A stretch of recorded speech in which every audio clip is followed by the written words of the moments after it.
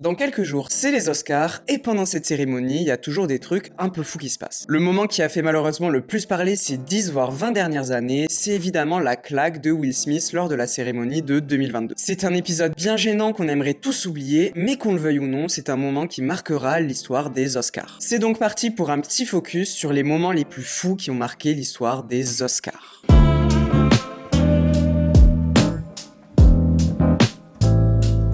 Je vais diviser cette vidéo en 3 parties. Il y aura tout d'abord les moments drôles et gênants, ensuite les moments un peu plus historiques et militants, et pour finir, les surprises inattendues qui ont marqué l'histoire de la cérémonie. Et on commence dans le vif du sujet avec un moment bien gênant qui avait marqué les esprits lors de la cérémonie de 2017. Cette année-là, La La Land va totalement marquer le coup puisque le film remportera 6 statuettes avec notamment celle du meilleur réalisateur pour Damien Chazelle. Il y a alors pas trop de surprise pour le dénouement final et tout le monde s'attend à ce que le film remporte la statuette la plus prestigieuse, l'Oscar du meilleur film. Faye Dunaway et Warren Beatty ont l'honneur de remettre cette ultime récompense et tout se passe plutôt bien puisque La La Land est annoncé vainqueur. La La Land. Toute l'équipe monte sur la scène, le producteur du film commence à faire son discours et là, aïe aïe aïe, gros moment de solitude, c'est en fait Moonlight qui a gagné l'Oscar. There's a mistake. Moonlight, you guys won Best Picture. C'est tout simplement une erreur d'enveloppe qui a trompé Warren Beatty et ça fera de ce moment un des plus gros fiascos de l'histoire de la cérémonie. Et puisqu'on parle de bons gros fiascos bien gênants, comment ne pas mentionner le baiser volé de Adrien Brody sur l'actrice Halle Berry. À l'époque, Adrien Brody est nommé dans la catégorie meilleur acteur pour sa performance dans Le Pianiste. À la surprise générale, il remporte la statuette et en montant sur scène, il va totalement prendre de court Halle Berry en l'embrassant de force pendant de longues secondes. Ce moment suspendu est assez dur à regarder aujourd'hui, mais à l'époque, les consciences n'étaient malheureusement pas assez éveillées sur ces sujets-là et tout le monde trouve ça plus ou moins normal. Il fallut attendre plusieurs années pour connaître la vérité sur cette histoire. L'actrice est revenue sur cet épisode et comme on pouvait s'y attendre, c'était un moment pas du tout préparé et qui lui a pas vraiment plu. De son côté, l'acteur s'est également justifié en mettant en avant l'euphorie du moment sans vraiment remettre en cause son geste déplacé. On continue dans le thème des embrassades un peu chelou avec un moment qui avait suscité l'interrogation d'à peu près tout le monde en 2000. Cette soirée-là, Angelina Jolie remporte l'Oscar de la meilleure actrice dans un second rôle pour sa performance dans Une vie volée. Dans son discours, elle remercie plein de gens, dont son frère, et là elle lâche qu'elle est carrément amoureuse de lui. I'm in shock. And I'm so in love with my brother right now.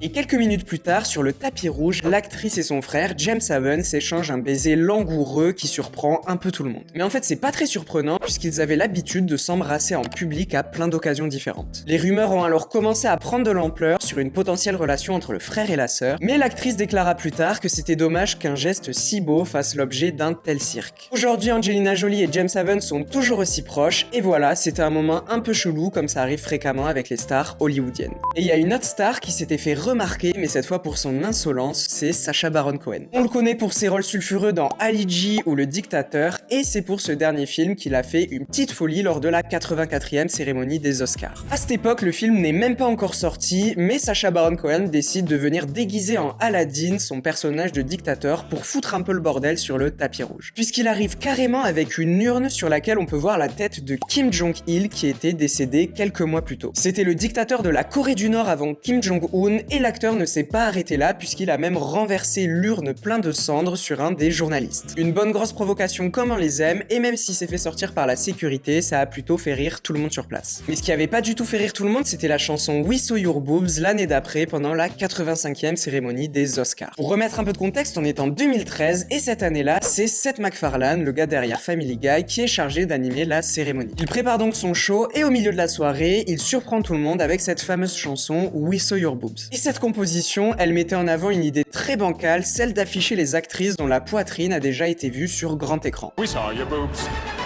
In the movie that we saw your boobs. Naomi Watson, Mulholland Drive.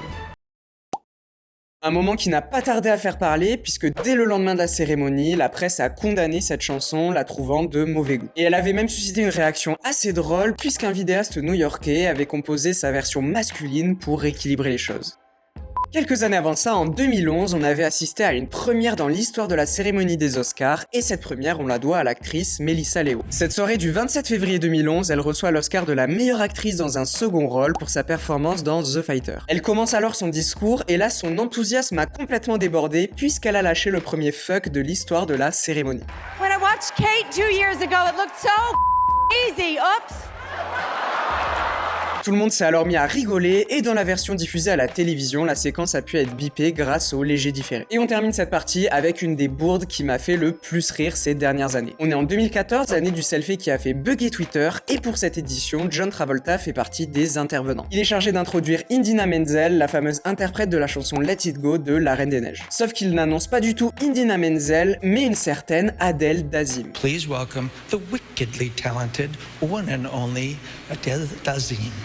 Sauf que cette personne, elle n'existe tout simplement pas. John Travolta a juste complètement vrillé et il a même dû s'excuser le lendemain via un communiqué pour réparer son erreur. La chanteuse lui en a pas du tout voulu et elle a même eu sa petite revanche tout en finesse en 2015 puisqu'elle a appelé l'acteur Glom Gazingo, un nom totalement inventé également. Bon, on a parlé de moments drôles ou pas très glorieux, alors il est temps de remonter un petit peu le niveau. On passe donc aux moments qui ont marqué l'histoire des Oscars pour leur valeur militante et historique. Et comment ne pas aborder sans doute l'acte militant le plus connu qui a eu lieu lors de la cérémonie de 1973. Cette année-là, il y a un film qui a fait beaucoup de bruit et qui est devenu un classique instantané, Le Parrain de Francis Ford Coppola. Assez logiquement, Marlon Brando, qui livre une performance assez dingue dans le film, reçoit la récompense ultime, l'Oscar du meilleur acteur. Mais là, à la surprise générale, l'acteur ne va pas chercher sa statuette et une mystérieuse jeune fille se lève et monte sur la scène. Il s'agit en fait de l'actrice et militante Sachin Little Feather, d'origine Apache Yaqui, qui a été chargée de venir récupérer l'Oscar de Marlon Brando. Elle explique alors qu'elle est ici en guise de contestation contre le traitement des Amérindiens par Hollywood et le gouvernement fédéral. Et elle a fait preuve d'un courage inouï parce qu'elle s'est fait tuer une bonne partie de son discours. Et elle avait même failli se faire agresser physiquement par John Wayne, la star de tous les vieux westerns. Après ce moment qui a marqué les esprits, il a quand même fallu attendre près de 50 ans pour que l'Académie s'excuse publiquement à travers un communiqué publié en 2022. On fait maintenant un bond de quelques années pour arriver à la soirée du 3 avril 1978, célébrant la 50e cérémonie des Oscars. Et cette soirée-là, elle a été totalement marquée par le discours de l'actrice Vanessa Redgrave qui remporta la statuette pour sa performance remarquée dans le film Julia. L'actrice monte sur la scène et là elle commence une prise de parole passionnée dans laquelle elle défend la cause palestinienne. L'actrice était connue pour son fort activisme et elle trouvait donc nécessaire de glisser un mot pour cette cause qui lui tenait tant à cœur. Mais à la suite de cet élan, des centaines de manifestants pro ou anti-palestiniens se sont mis à arriver devant le lieu qui accueillait la cérémonie. La tension est pas mal montée, il y a même eu des affiches à l'effigie de l'actrice qui ont été brûlées et il fallut quand même attendre l'intervention des forces de l'ordre pour évacuer tout le monde. Un peu plus tard dans la soirée, l'écrivain Paddy Chayefsky, qui remettait un Oscar, a cherché à décrédibiliser le discours de l'actrice, disant qu'elle n'avait pas besoin d'exprimer ses opinions personnelles. La soirée se finit dans une tension assez palpable et elle marquera grandement l'histoire de la cérémonie. À tel point que 2 mois après cet événement, une bombe explosa dans un cinéma à Los Angeles qui devait projeter The Palestinian, un documentaire produit par Vanessa Redgrave. Heureusement, l'attentat ne fit aucun mort, mais il marqua quand même les consciences.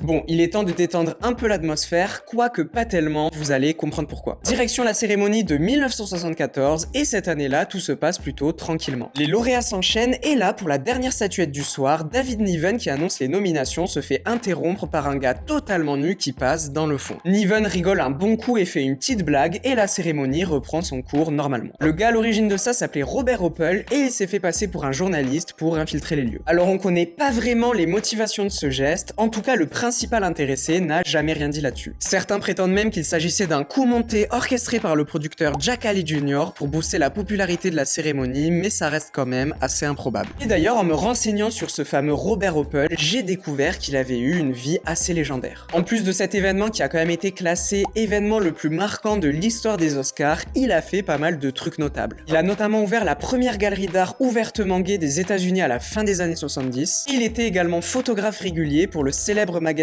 LGBT The Advocate. En 1976, il a également présenté sa candidature à l'élection présidentielle avec le slogan « Rien à cacher » qui est quand même très bien trouvé. Il n'a malheureusement pas pu obtenir sa candidature et seulement 2 ans après, alors qu'il dealait de temps en temps, 2 hommes armés se sont introduits dans sa galerie d'art et l'ont abattu après avoir réclamé de la drogue et de l'argent. Bref, c'est un destin vraiment atypique que son neveu a d'ailleurs immortalisé dans le documentaire Uncle Bob en 2010. Et on termine ce segment avec un de mes moments préférés, c'est l'interprétation de Streets of Philadelphia America par Bruce Springsteen lors de la cérémonie de 1994. Un moment suspendu et hyper fort qui avait ému toute la salle. Bruce Springsteen repartira d'ailleurs cette nuit-là avec la statuette de la meilleure chanson originale. Et c'était un acte nécessaire qui montrait au monde entier un message de tolérance face à une homophobie banalisée jusqu'alors à Hollywood.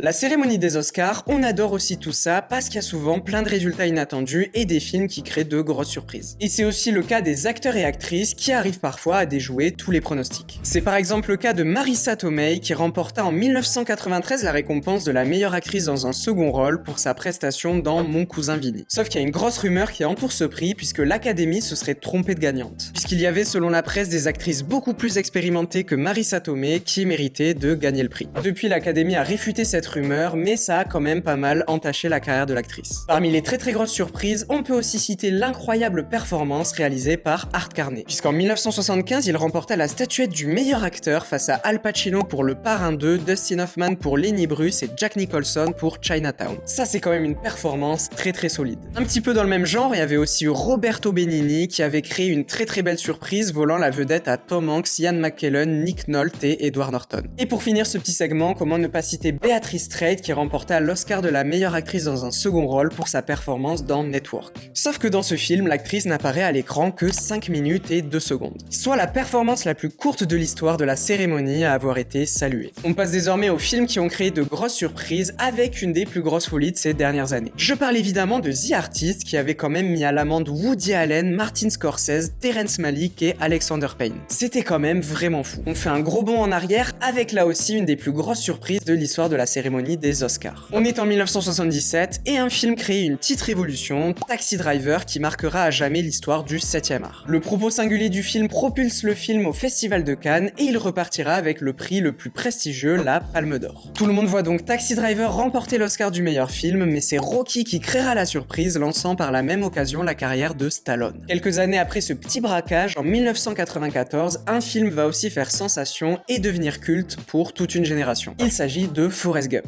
Alors aujourd'hui, c'est une évidence que c'est un grand film, mais lors de la cérémonie des Oscars, c'était pas couru d'avance. Puisqu'il y avait deux autres très grands films en compétition avec Forrest Gump, Les Évadés, mais surtout Pulp Fiction qui était grand favori. Mais bon, l'histoire fut ainsi, Forrest Gump remporta la statuette et reste aujourd'hui un des films les plus cultes de l'histoire. Et on termine cette vidéo avec une des plus grosses surprises de ces dernières années. On est en 2010 et cette année-là, un film est pressenti pour remporter toutes les statuettes. Il s'agit d'Avatar, le plus gros succès de l'année et aujourd'hui encore le film le plus vu de tous les temps. Tout le monde s'attend à ce que le schéma de Titanic et ses 11 récompenses se répètent, mais cette nuit-là, c'est Des mineurs de Catherine Bigelow qui créera une immense surprise en remportant l'Oscar du meilleur film. Avatar s'en sortira avec seulement 3 statuettes sur 9 nominations, déjouant tous les pronostics. Voilà, c'est la fin de cette vidéo, merci à tous de l'avoir suivi. Les Oscars 2024, c'est dans quelques jours, dites-moi en commentaire vos favoris. Perso, je vois bien Oppenheimer gagner pas mal de statuettes, mais je croise aussi les doigts pour Anatomie d'une chute. Sur ce, je vous dis à la prochaine pour un nouvel épisode de Focus, bye.